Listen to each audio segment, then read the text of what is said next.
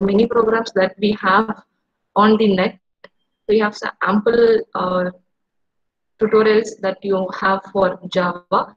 So make sure you practice doing coding every day, not not for 2 hours or 3 years, at least half an hour a day. So that will help you to increase your chances of getting placed. So now you are in your second year. So after your third year, so you'll be starting your placement, all kind of things. So just have the habit of doing coding every day. Not only Java, if you are having any other language as your interest, so that also you can do it. So have some time so that you spend it on your programming part. So your aptitude also is important. So before you do all those things, so this is Java class that you are learning every day. So it will be useful for you in your placement related work also. So that is about a simple thing that I wanted to share with you. So now today we will be looking upon the inter-thread communication.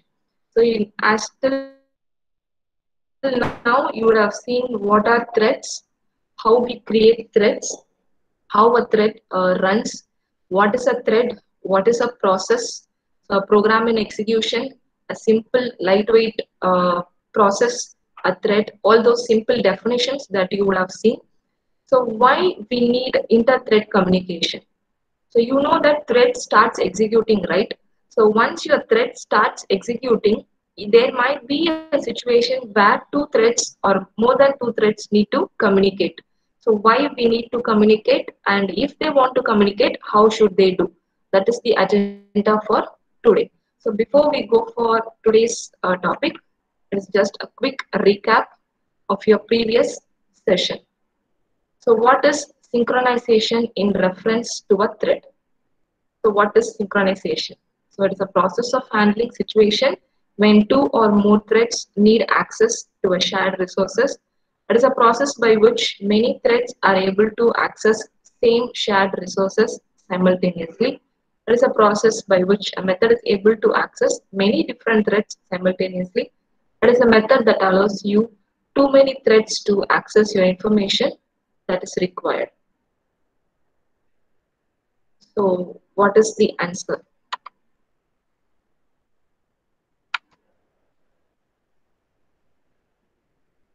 I'm sorry, my system is very bad today.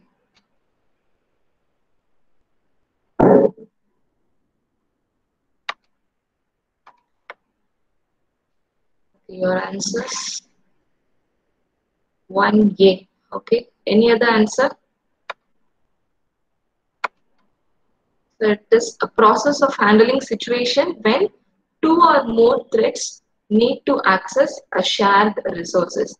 So whenever you want a shared resources to be accessed by different threads, then we go for synchronization. So you would have learned how to make methods synchronized. So you will use the keyword synchronization.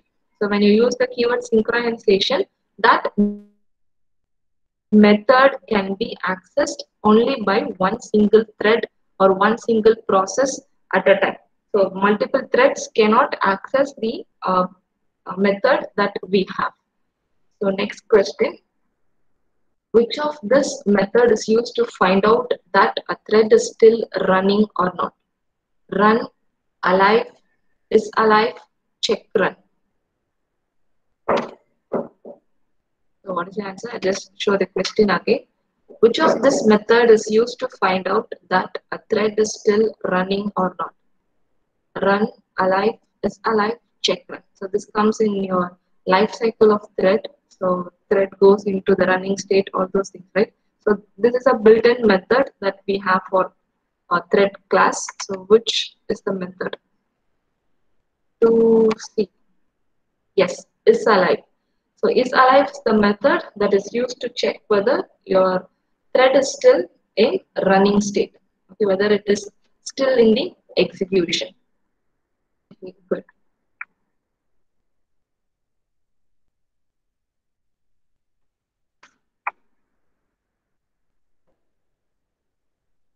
So what is the default value of priority variable, min priority and max priority?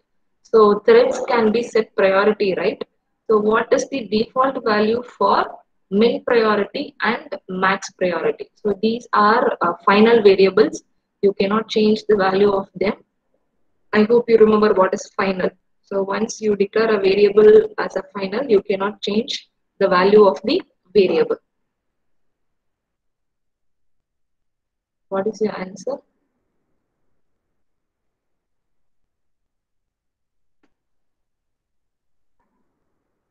Please see. Yes, it is 1 and 10. So minimum priority is 1, maximum priority that you can set for a thread is 10, and the default priority is 5. That is normal priority. So if you don't specify the priority for your thread, then by default it takes a priority as 5. So 1 is min priority and 10 is max priority.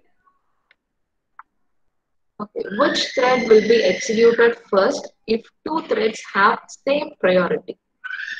They will fail in starvation and none will be executed. Starvation is they will keep on be waiting. So they will fall in starvation and none will be executed. Both will be executed simultaneously. It depends upon the operating system. They will be executed on first come, first serve basis. So when two threads are in same priority, how will the execution happen?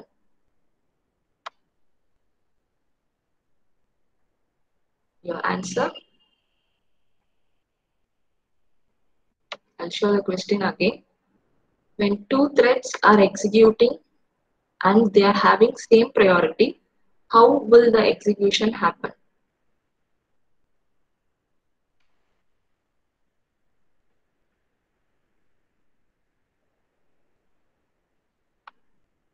So I think you are not familiar with it. So this will depend on the operating system. So when two threads have same priority, then the operating system will decide how to execute the two different threads. It depends on the operating system. So that's all. So now we go for today's topic, which is inter-thread communication. So before we go for inter-thread communication, I want to have a quick recap of what is deadlock. Deadlock is covered in the last class, but still we will have a quick recap of what is a deadlock.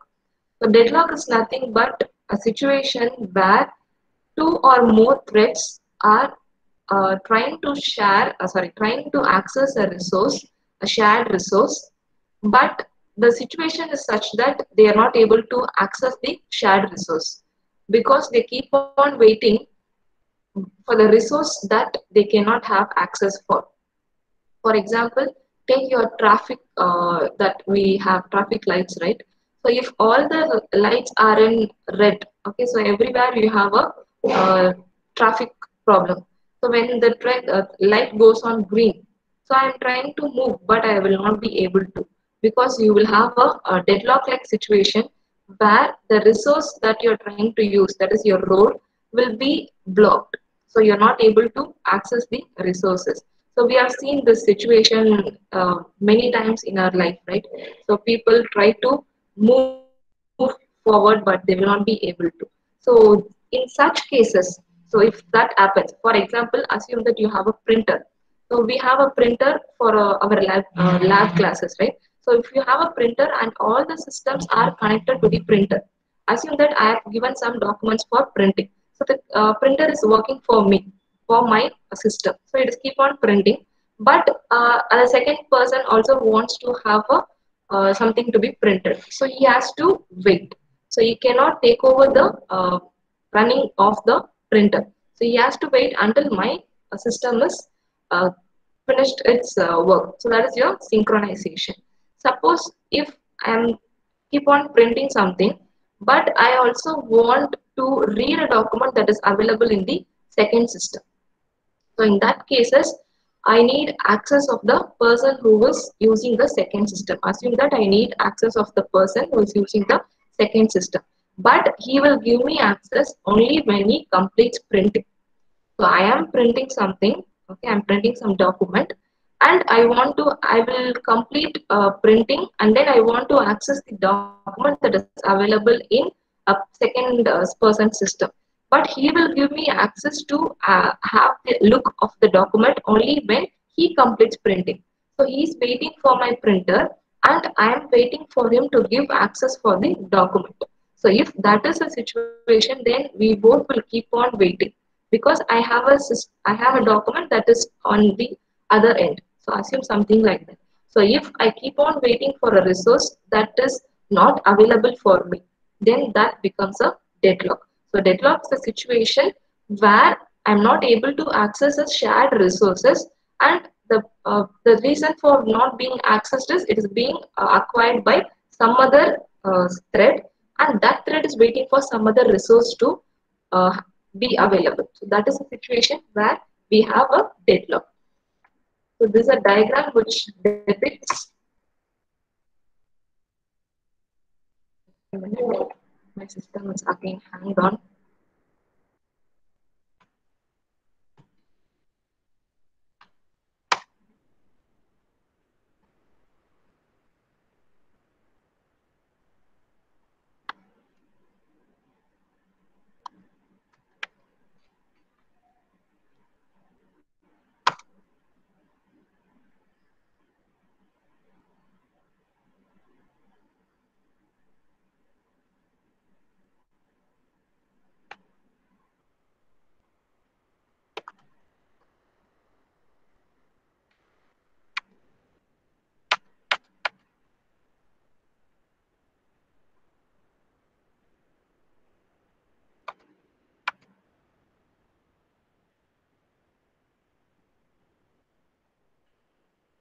Okay, so this is a diagram which depicts deadlock.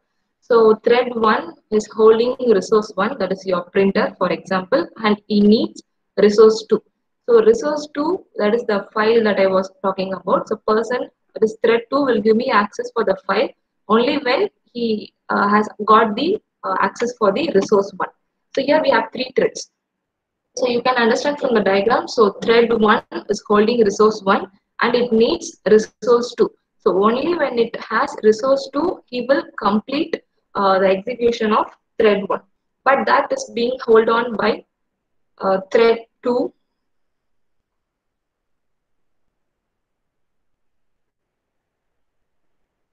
Sorry, just a minute.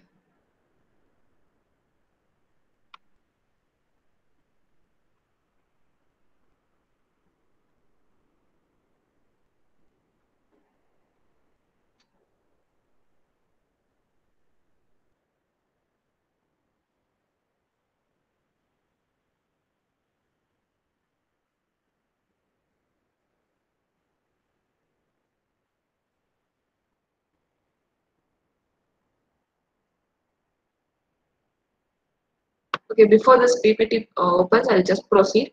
So we have so many situations in real time when this happens, right? Uh, but some situations you need control over the shared resources. So we need monitor. So monitor is nothing but like a place where we place all your shared resources. So these shared resources can be accessed only by acquiring lock on them. So once I have a printer, so I have the lock, that is I have access of that printer. So other resources, other threads will have to wait until the lock is being unlocked by myself. So to do all these things and to make such that your threads communicate. So why they need to communicate is, suppose I am not able to access a thread, so I will keep on waiting. So instead of being keep on waiting, or for example, I have a higher priority thread that comes into execution. So then that situation, my thread have to wait. So that those things can be done by using the methods that we have in threads. So we have three methods that allow you to do inter-thread communication. So those methods are wait, notify, and notify all. So what is the use of wait method is, the wait method, so yeah, that's it. So inter-thread communication is all about allowing synchronizations, that is synchronized thread to communicate with each other. So I need not wait for my resources. Instead, I can give a request that I need to execute, and thread which is in execution will wait until I complete my process. So inter-thread communication is a mechanism which allows a thread to pause its execution. So critical section is nothing but a section or a place you can assume virtually where your resources that you need to use are placed. So I need to acquire log such that I enter into the critical section. Then I execute the thread and then I unlock the resource and come back. So this is possible by using of lock and unlock. So to implement your inter-thread communication, we have three methods that are available in the object class. So these are wait, notify, and notify all. So we'll see what's the use of each thing. So wait is nothing but a method that makes the thread to wait. Okay, it will wait until the other thread is completed the execution. So wait in the sense it has to release the lock, because once you enter into the critical section you will acquire the lock that is given for your shared resource. So once you unlock, okay, once you release the lock, then the second program of the second thread can execute by entering into the critical section and it completes it. So when it completes it, it will say that it has completed the process by notifying the thread. Okay, so thread 1 was executing in critical section. It will keep on executing it. Thread 2 wants to enter into the critical section. So it will give a request. So that request was processed by giving a wait. So your thread 1 will wait until thread 2 completes. So when thread 2 completes, it will give notify that it has entered the that it has completed its execution. So once the execution is completed, then thread 1 can continue its execution. So notify method and notify all method are used to say that it has completed the work that is to be done. So we have two different methods. That is, you are overloading the wait method. So wait method, you have two different ways. There is one, the wait will, there is a method, the thread will wait until it gets a notify or notify all message. Okay, until it is notified, it will go into the wait state. The next one is waiting for a particular time period. So if I specify wait for 500 nanoseconds, then it will wait for 500 milliseconds. After that, it will start executing it. It will not wait other whether the thread has completed its execution or not. Whether thread 2 has completed or not, it will start executing itself. So wait can be overloaded in two different ways. So one is it will wait until it receives a notify or notify all method. Second one, it will wait for a particular time second. So next is your notify method. So notify method will wake up. Okay, it will wake up the thread that is in the waiting state. So now thread 1 was in waiting state, right? So now thread 2 can give the notify message saying that the thread can now execute it. Okay, so which was waiting for the particular period, and it can now continue its execution. So notify will notify only one single thread that it made to sleep. Okay, so notify method will make one single thread that was into the wait state to it wakes that particular thread and it starts executing. So this is the syntax of notify. All these methods are final method. When a method is final, you cannot override that method. Override means you cannot inherit that method into your child class. So a final method cannot be overridden. So public final void notify. So it returns nothing. So it is void. So notified method will wake up the thread that is waiting. Okay, so waiting for the particular shared resource. So next is notify all. So notify all will wake up all the threads that were being waiting for this particular resource. So notify will wake up only one single thread that this thread made to go on to the wait state. So notify all will notify or wake up all the threads that are waiting for this particular shared resource. So this is also a final method. You cannot override it and it is notify all. So wait, notify and notify all are the three methods that we will be using in order to have a inter-thread communication. So wait is a method that makes the thread to wait until it acquires, or I can say until it reacquires the lock of the shared resource. So it will wait on until it acquires the resource that it was using on. The next is wait can be done in two ways. You can wait until you get a notify method. Next, you can wait for a particular time period. So like how we have sleep for a particular time seconds, right? So likewise, you can have a wait for particular time seconds. So it will wait. After that, it will resume the execution. It will acquire the lock of the shared resource. The next, the method that we saw is notify. So notify method will wake the thread that it made to go on to sleep state, or I can say it made to go on to the wait state. So that thread is now being wait. So that it wakes up and it reacquires the lock that it had for the shared resource.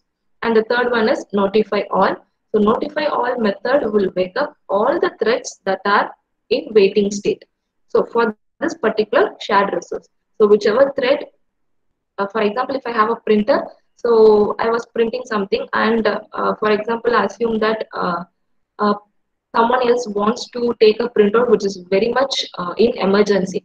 So then I will wait, right? I will just stop my printing and I will wait till the person completes its printing. So till that person completes the printing, I am in wait state. So I will wait until the person who is in emergency to take some documents printout. So he has to do the work.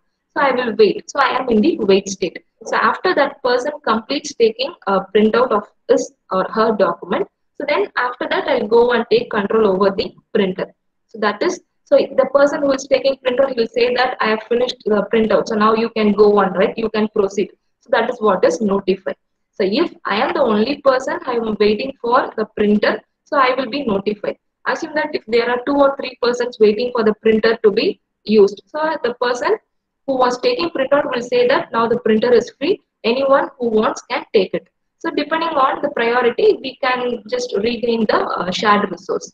So that is what is the use of notify all, and wait method. So once the work is done, you will be notified. So whoever is waiting on for that shared resource, so they will be notified and the control will go back to them. That is the shared resource, whatever they are using, so that they can access again.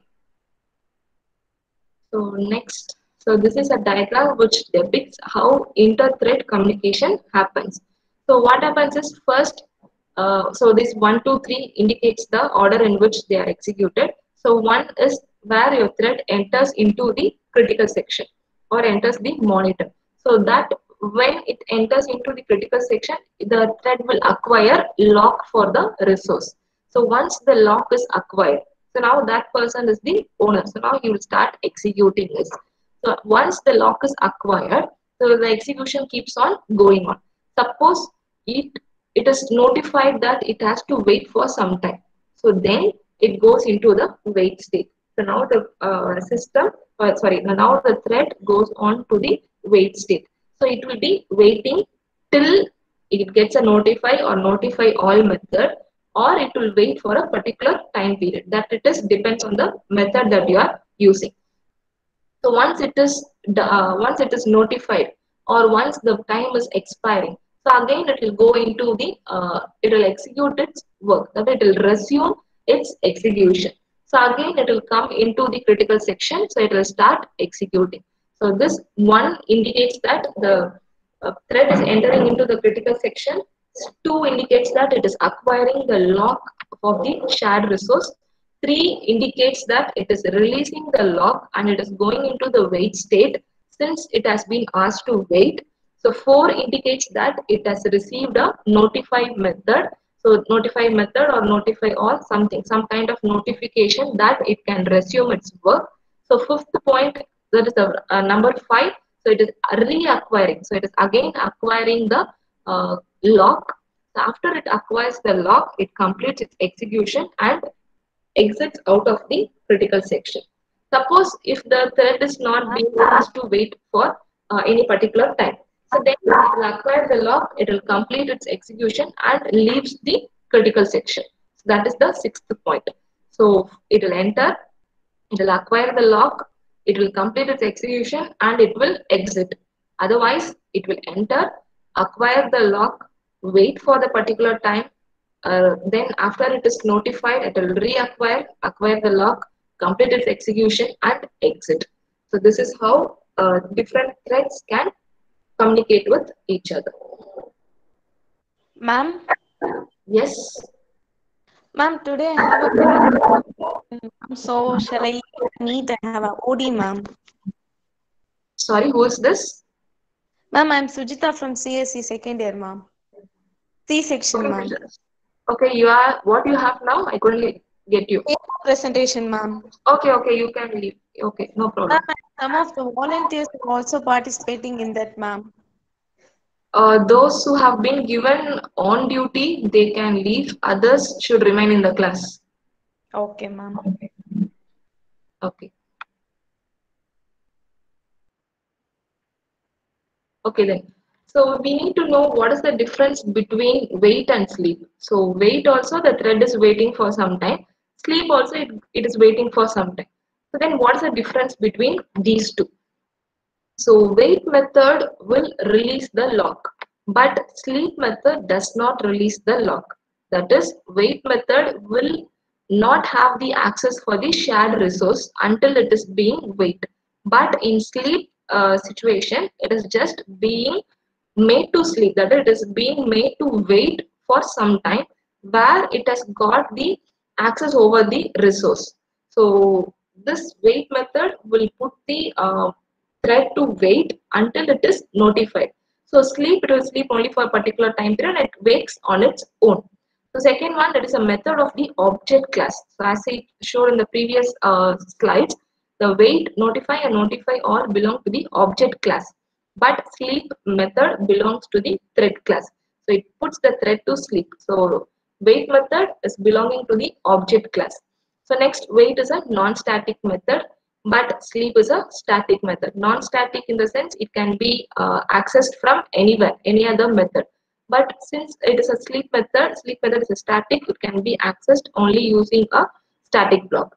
And last should be notified by notify or notify all method. So it has to be waked up. It cannot wake on its own. But the sleep method, after a specified time, it is getting waked up on its own. So that is what is the difference between wait and sleep. So this is the theoretical part, and this is an example. So I'll show this example in NetBeans.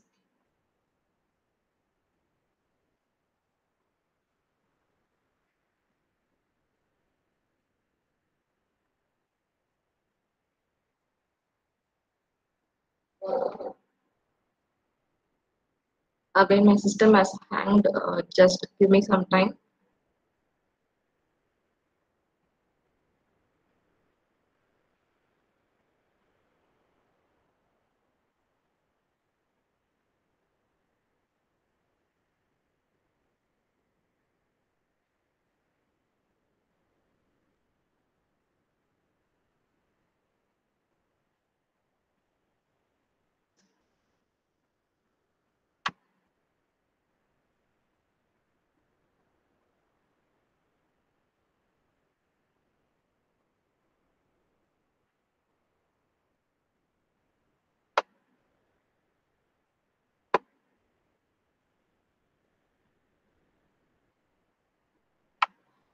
Okay, before this loads, I'll just give you an overview of what this program is.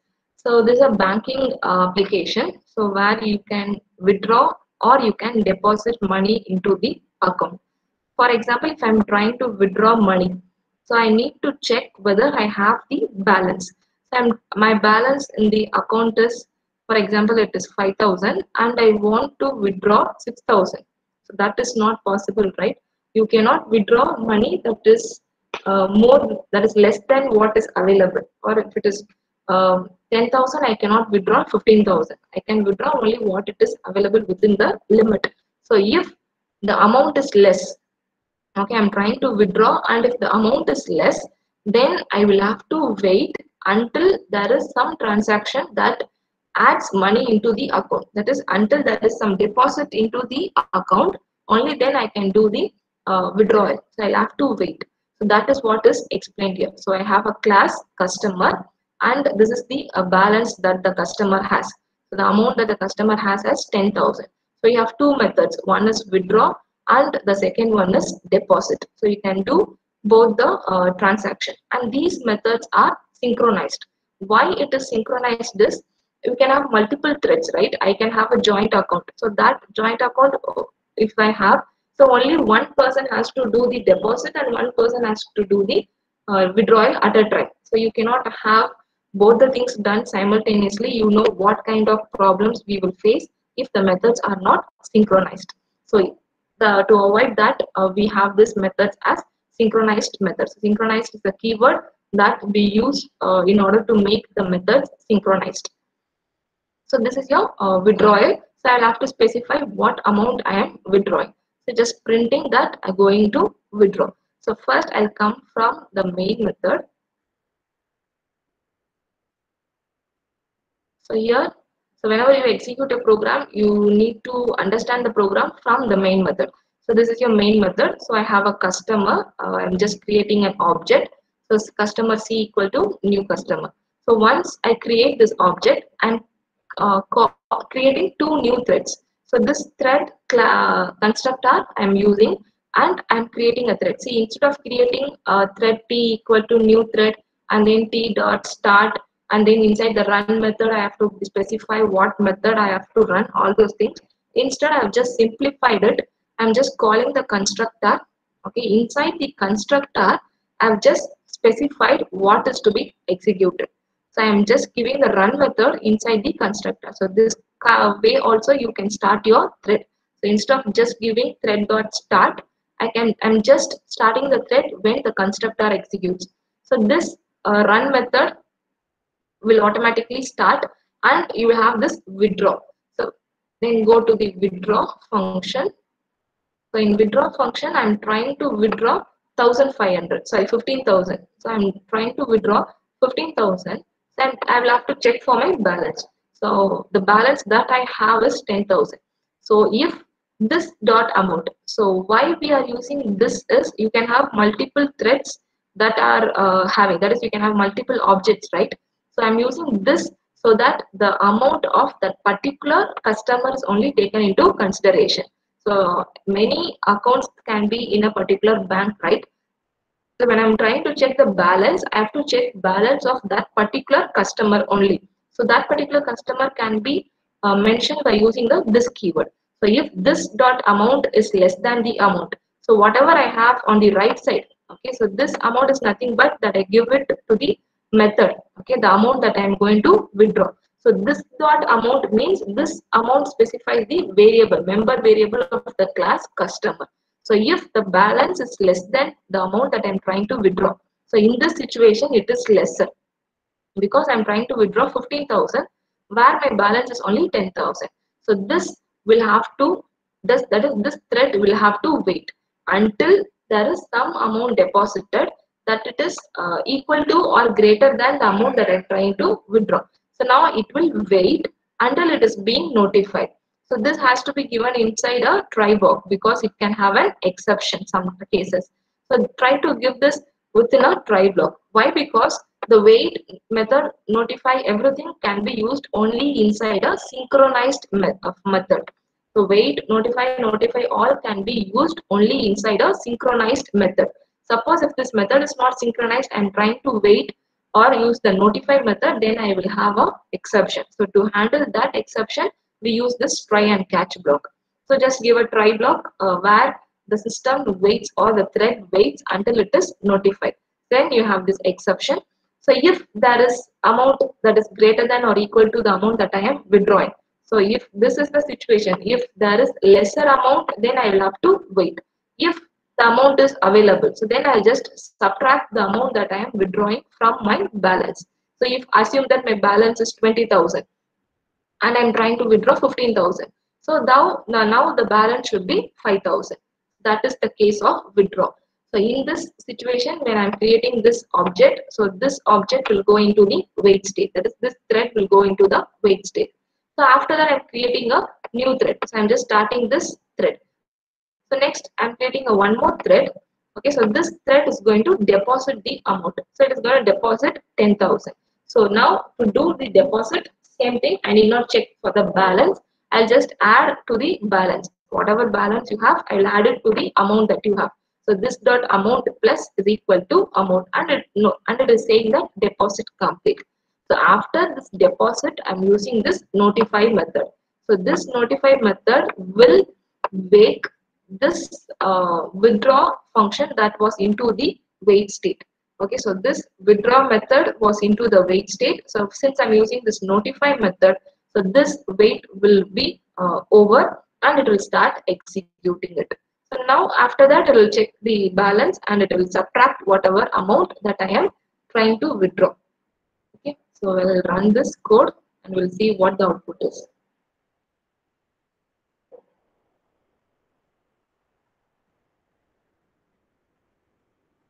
So what will happen here is it will say going to withdraw first, because withdraw is the first thread that we are executing. So first thread is executing the withdraw function. It will try to withdraw. It will check for the balance. Balance will be less because 10,000 is less than 15,000. So it will say less balance waiting for deposit. So next your deposit thread will execute. It will say going to deposit and it will say deposit is completed. So now the balance would have been 10,000 plus 10,000, which is 20,000. So now it will notify so that the thread that was waiting will start its execution. I'm sorry for the slowness of my system.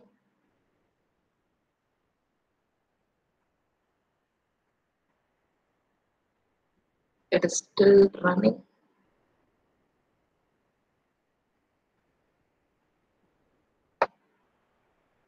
So it is starting executing.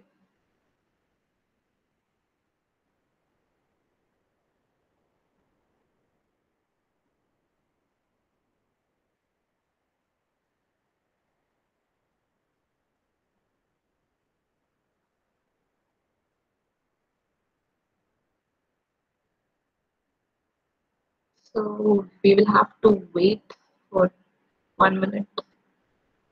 Yes, it is executed. So it is first how the program enters is it will create the thread. So that thread which is used to withdraw. So it will go and check for the balance. Balance will be lesser. So it will go into the wait state. So it is going to withdraw. So less balance waiting for deposit. So next this thread will start executing the deposit. So deposit will happen and it will start depositing and deposit completed. So after it is deposited, then it will notify the method that is waiting. That is the withdraw method. So once it notifies, so withdrawal is complete. Okay, so this is the execution. So this is how different threads. So we have two different threads, right? So new thread that we created, one for withdraw, one for deposit. So these two threads are communicating with themselves and they are completing the work. So that's all for today. If you have any doubt, you can ask me.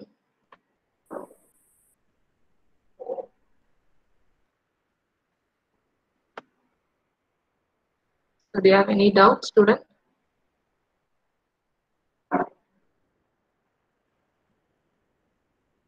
I hope I am still connected.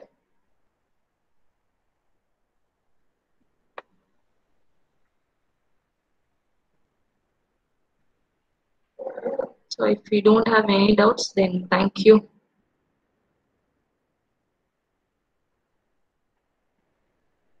Okay, I hope you have understood.